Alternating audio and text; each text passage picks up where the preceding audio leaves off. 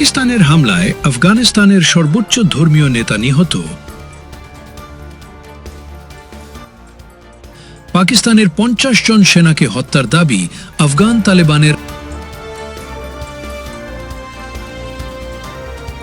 আফগানিস্তানের হামলার জবাবে শুক্রবার ভোরে কাবুল, কান্দাহার ও পাকতিয়ায় অতর্কিত হামলা চালিয়েছে পাকিস্তান বাহিনী।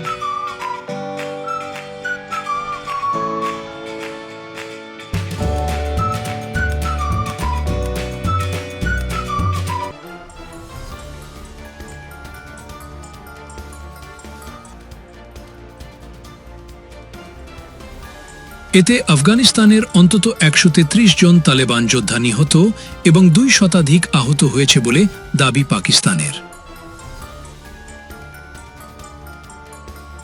এবার আন্তর্জাতিক গোয়েন্দা থিঙ্ক ট্যাঙ্ক সংস্থা ওপেন সোর্স ইন্টেলিজেন্সের ইউরোপ শাখা এক বার্তায় চাঞ্চল্যকর দাবি করেছে।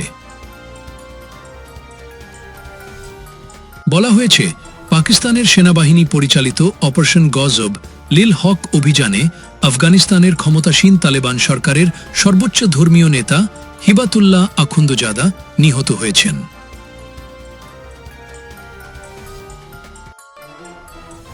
এ নিয়ে শুক্রবার 27 ফেব্রুয়ারি ভোর 6টা 3 সামাজিক যোগাযোগ মাধ্যম এক্সে পোস্ট করেছে ওসিন্ট ইউরোপ।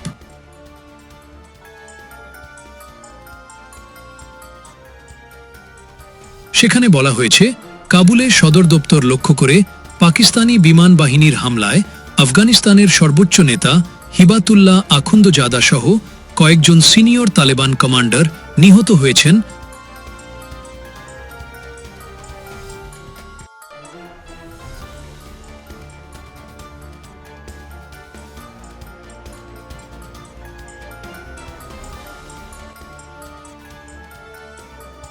তবে তালেবান সরকারের পক্ষ থেকে এ নিয়ে এখন পর্যন্ত কোনো মন্তব্য পাওয়া যায়নি।